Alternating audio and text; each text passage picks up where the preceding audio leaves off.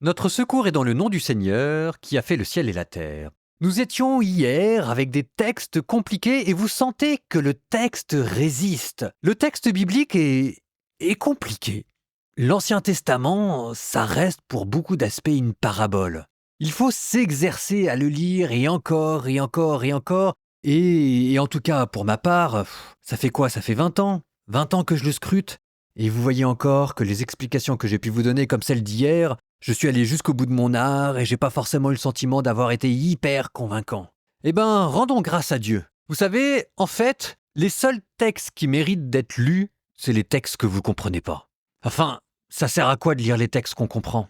Le but, c'est de ressortir grandi d'une lecture. C'est d'avoir exercé son intelligence, sa sagacité et aussi son humilité. Et si déjà on arrive à enlever de notre œil toutes les préconceptions que l'on a sur Dieu, les images de catéchisme parfois un peu trop pieuses et trop naïves qu'on a sur son mystère et sa transcendance, eh ben ce sera déjà pas mal.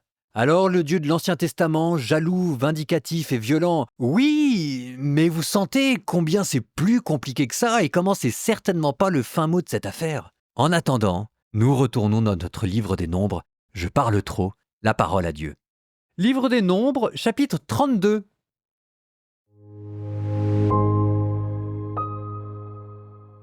Les fils de Rouben et les fils de Gad possédaient des troupeaux nombreux qui étaient de grande qualité. Ils virent le pays de Yazer et le pays de Galaad, et voici que la région convenait bien pour des troupeaux. Les fils de Gad et les fils de Rouben vinrent donc trouver Moïse, le prêtre Éléazar et les chefs de la communauté, et ils dirent « Atarod, Dibon, Yazer, Nimra, Eshbon, Elalé, Sheban, Nebo, Béon sont des villes faisant partie d'un pays que le Seigneur a frappé devant la communauté d'Israël. Ce pays convient bien pour des troupeaux. Or, tes serviteurs ont des troupeaux. Si nous avons trouvé grâce à tes yeux, ajoutèrent-ils, que ce pays soit donné en propriété à tes serviteurs. Ne nous fais pas passer le Jourdain. » Mais Moïse répondit aux fils de Gad et aux fils de Rouben, « Vos frères partiraient-ils en guerre, et vous resteriez ici ?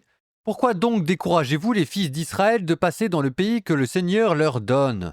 C'est ainsi que nos pères ont agi quand je les ai envoyés de Kadès-Barnéa pour voir le pays. Ils sont montés jusqu'au terran d'Eshcol, et après avoir vu le pays, ils ont découragé les fils d'Israël d'entrer dans le pays que le Seigneur leur a donné. Le Seigneur s'enflamma de colère ce jour-là. Il fit ce serment. Jamais les hommes qui sont montés d'Égypte, tous ceux de plus de 20 ans, ne verront la terre que j'ai juré de donner à Abraham, à Isaac et à Jacob, car ils ne m'ont pas suivi sans réserve, à l'exception de Caleb, fils de Yéphuné, le Kénizite, et de Josué, fils de Noun, car eux ont suivi le Seigneur sans réserve.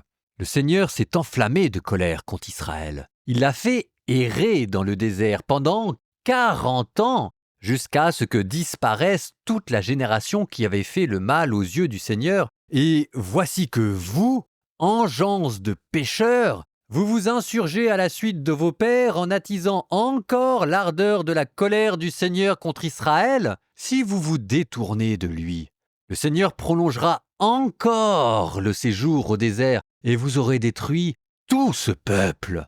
S'approchant de Moïse, ils dirent « Nous allons construire ici des parcs à moutons pour nos troupeaux et des villes pour nos petits-enfants. Nous-mêmes, alors, nous prendrons les armes, prêts à marcher à la tête des fils d'Israël, jusqu'à ce que nous les ayons fait entrer dans le lieu qui leur est destiné. Nos petits-enfants resteront dans les villes fortifiées, où ils seront à l'abri des habitants du pays. Nous ne reviendrons pas dans nos maisons, avant que chacun des fils d'Israël ait pris possession de sa part d'héritage, car nous ne posséderons aucune part d'héritage au-delà du Jourdain, ni plus loin, puisque la nôtre se trouve de ce côté-ci, à l'orient du Jourdain. » Moïse leur dit, « Si vous faites comme vous le dites, si vous prenez les armes en présence du Seigneur, si tous vos guerriers passent le Jourdain en présence du Seigneur, jusqu'à ce qu'il ait dépossédé ses ennemis en les chassant devant lui, et si le pays est conquis en présence du Seigneur avant que vous ne reveniez chez vous, alors vous serez quitte envers le Seigneur et envers Israël, et ce pays-ci vous sera laissé en propriété en présence du Seigneur.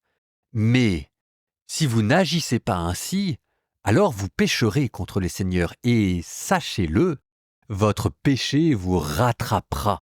Construisez donc des villes pour vos petits-enfants et des parcs pour vos moutons, mais la parole sortie de votre bouche, accomplissez-la. Les fils de Gad et les fils de Rouben répondirent à Moïse. Tes serviteurs feront comme mon Seigneur l'a ordonné.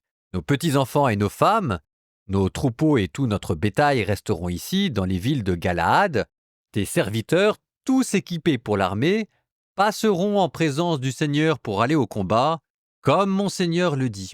Moïse donna des ordres à leur sujet au prêtre Éléazar, à Josué fils de Noun, et aux chefs de famille des tribus des fils d'Israël.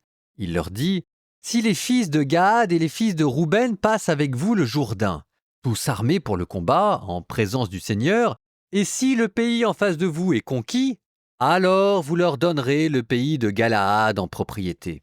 Mais s'ils ne passent pas en armes avec vous, alors ils n'auront de propriété que parmi vous au pays de Canaan. » Les fils de Gad et les fils de Rouben répondirent, « Ce que le Seigneur a dit à tes serviteurs, oui, nous le ferons.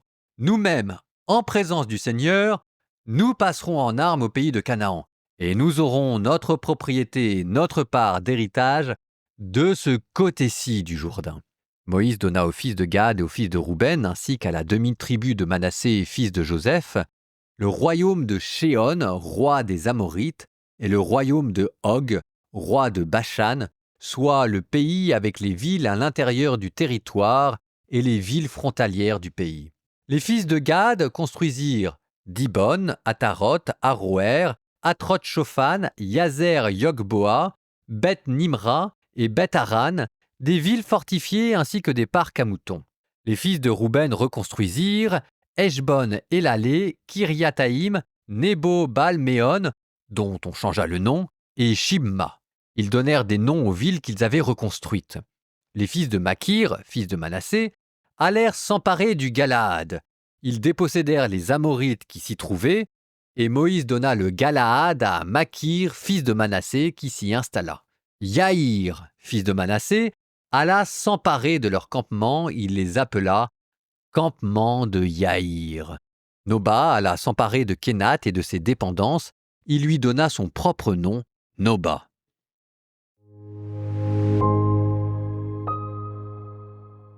On pourrait appeler ça la difficile transmission de la mémoire. Déjà au chapitre dernier, l'armée était revenue ayant épargné les femmes et il avait fallu que Moïse rappelle l'ancienne querelle qui avait opposé les Israélites aux Madianites, comme si on l'avait déjà oublié.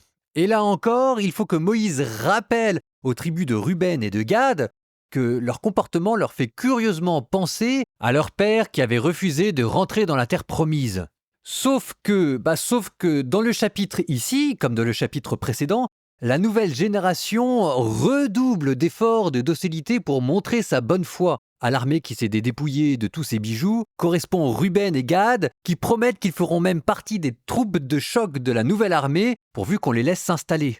Verset 17, « Nous-mêmes nous prendrons les armes prêts à marcher à la tête des fils d'Israël jusqu'à ce que nous les ayons fait entrer dans le lieu qui leur est destiné. » On venait de constituer l'armée au chapitre précédent et voilà qu'on est même en train de constituer la troupe de choc. En face de tout cela, on a un Moïse qui ressemble plutôt à un grand-père bougon qui s'énerve contre ses petits-enfants et qui, avec un soupir de lassitude, finit par essayer d'arranger les choses. Donc là, ce qu'il trouve comme solution de compromis, c'est de donner la demi-tribu de Manassé à l'est du Jourdain, sachant que l'autre tribu, Éphraïm, parce que Benjamin et Éphraïm, c'est la même tribu issue de Joseph, sera, elle, à l'ouest du Jourdain. Et donc comme ça, il y aura au moins un trait d'union.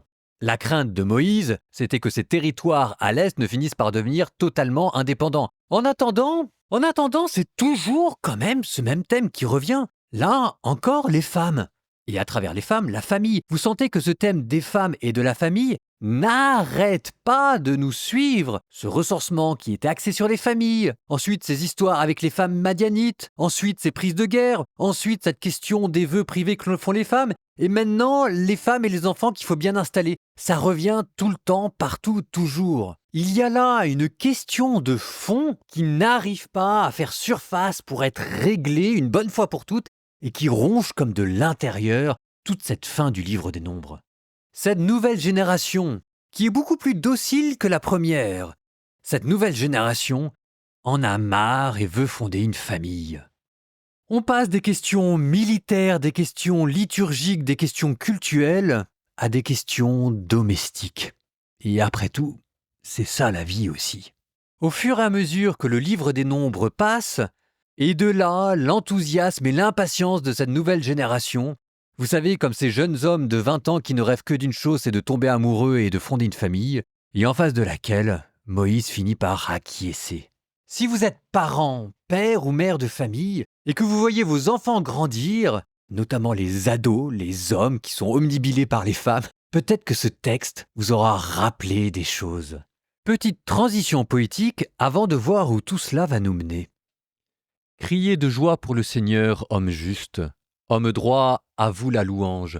Rendez grâce au Seigneur sur la cithare, jouez pour lui sur la harpe à 10 cordes. Chantez-lui le cantique nouveau, de tout votre art soutenez l'ovation. Oui, elle est droite la parole du Seigneur, il est fidèle en tout ce qu'il fait. Il aime le bon droit et la justice, la terre est remplie de son amour. Le Seigneur a fait les cieux par sa parole, l'univers par le souffle de sa bouche. Il amasse, il retient l'eau des mers, les océans il les garde en réserve. Que la crainte du Seigneur saisisse la terre, que tremblent devant lui les habitants du monde. Il parla, et ce qu'il dit exista. Il commanda, et ce qu'il dit survint. Le Seigneur a déjoué les plans des nations, anéanti les projets des peuples. Le plan du Seigneur demeure pour toujours, les projets de son cœur subsistent d'âge en âge. Heureux le peuple dont le Seigneur est le Dieu, heureuse la nation qu'il s'est choisie pour domaine. Du haut des cieux le Seigneur regarde, il voit la race des hommes. Du lieu qu'il habite, il observe tous les habitants de la terre. Lui qui forme le cœur de chacun, qui pénètre toutes leurs actions. Le salut d'un roi n'est pas dans son armée, ni la victoire d'un guerrier dans sa force. Illusion que des chevaux pour la victoire, une armée ne donne pas le salut.